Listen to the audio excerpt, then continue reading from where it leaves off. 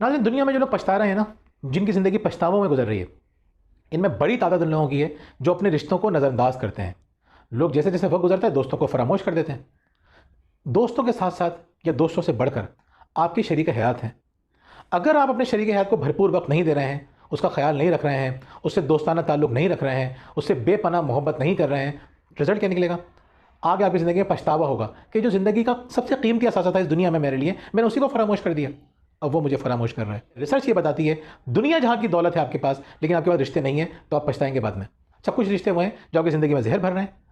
किनारा कशी इख्तियार कीजिए, नफ़रत के साथ नहीं, समझदारी के साथ। उनसे रब्ता कम कीजिए। एक शख्स जो नेगेटिव बातें करता है, आपको परेशान कर देता है, मुस्कुरा के देखिए और उससे लिमिटेड ताल्लुक़ रखिए। जब वो मिले उसको सलाम कर लीजिए, उससे एक दो बात कर लीजिए, लेकिन उसको इतना मौका नहीं दीजिए कि आपको वो डिग्रेड फील करवाए। और अगर वो अपनी कोशिश करता भी है तो आपको फील करना ही नहीं है, आप कहें वो बेचारा प्रॉब्लम के अंदर है। ऐसे लोगों से अपने आप को महफूज भी कीजिए।